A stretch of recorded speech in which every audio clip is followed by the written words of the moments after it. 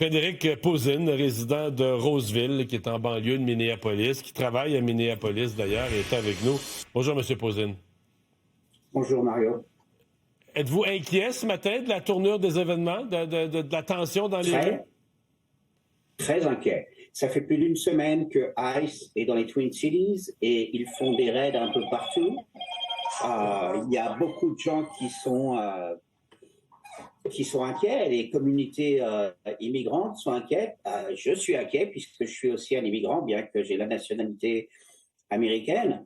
Il y avait déjà beaucoup de tensions et là, cette femme qui est tuée pour aucune raison, parce que le self-défense ou le terrorisme domestique, c'est du pipeau, c'est pour justifier le crime, mais c'est un meurtre. Et moi, je suis surpris depuis ce matin que cet agent ne soit pas déjà détenu. Il n'a pas pris longtemps pour Derek Chauvin d'être détenu parce que c'était clair qu'il y avait faute quand il a tué George Floyd. Je ne vois pas pourquoi cet agent n'est pas détenu, n'est pas arrêté.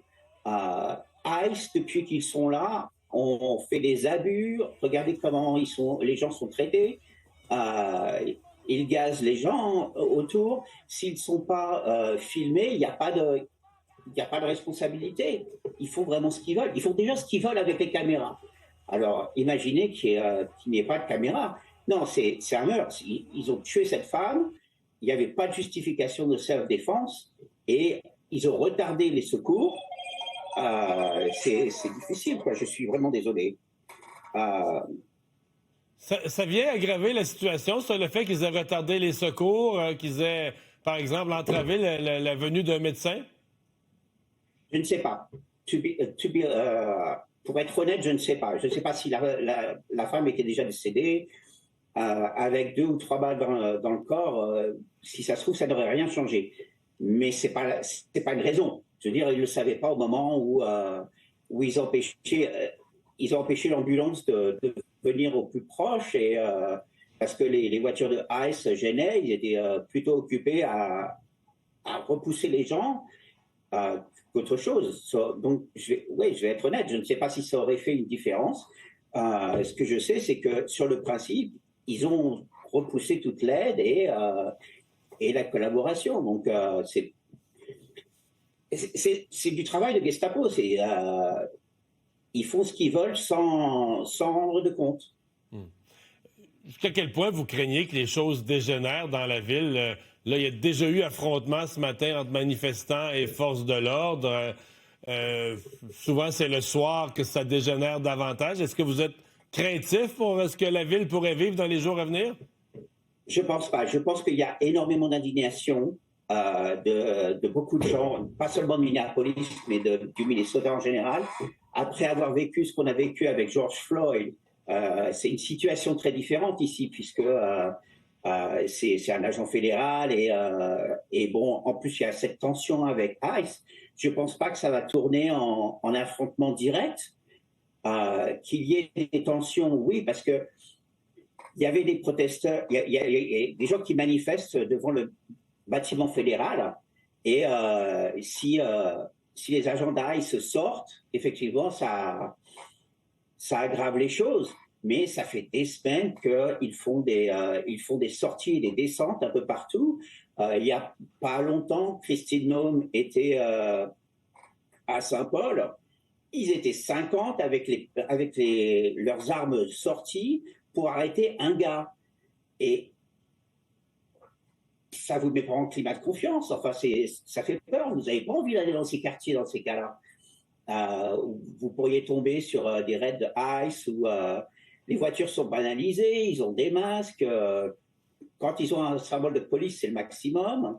Ils refusent toujours de s'identifier. Enfin, c'est des méthodes de Gestapo. Hein. Et moi, en tant qu'immigrant français d'origine, parce que comme je ne suis pas latino ou somalien, bah, ça va à peu près, mais dès que je commence à parler,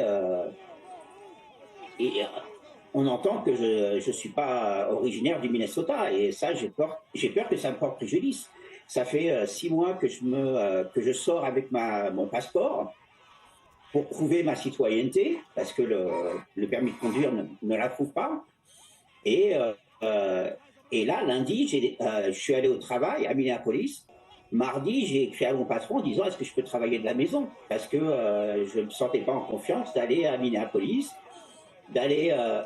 en plus, je me gare à 10 minutes à pied de mon travail. J'ai pas envie d'être attrapé parce qu'ils ils arrêtent facilement les gens pour aucune raison. Et ouais, j'ai pas envie d'être détenu et ouais, ça serait un drame pour ma famille, pour mes enfants, pour tout ça. Donc, mais ils ont tué quelqu'un. Donc je pense qu'il va y avoir beaucoup de protestes. Je pense qu'il y a beaucoup de ces manifestations qui vont être pacifiques. Il y en a une, je crois, qui est prévue pour samedi, où les gens peuvent vraiment se déplacer. Et là, hier soir, il y a eu une vigile pour les gens plus locaux. Mais il y a encore beaucoup de questions sans réponse. Où est l'agent? Est-ce qu'il le protège? Est-ce que l'enquête va pouvoir se faire? Avez-vous confiance en l'enquête? Parce que là, il y aura probablement plus qu'une enquête. Du côté des patrons de ICE, on semble, dans l'administration Trump, avoir déjà décidé là, que ICE n'a jamais tort. Maintenant, le gouverneur du Minnesota, lui, a dit on va faire une enquête. Vous, avez-vous confiance qu'une enquête complète et fiable sera faite? J'ai confiance. Il y a un nouveau attorney général à Hennepin County, qui est Moriarty, et j'ai plus confiance en elle qu'en son prédécesseur. Donc je pense qu'elle va faire ce qu'il va falloir. Où j'ai pas confiance, c'est dans le gouvernement fédéral et dans le fait qu'il... enfin, il n'y aura sûrement pas de charge fédérale.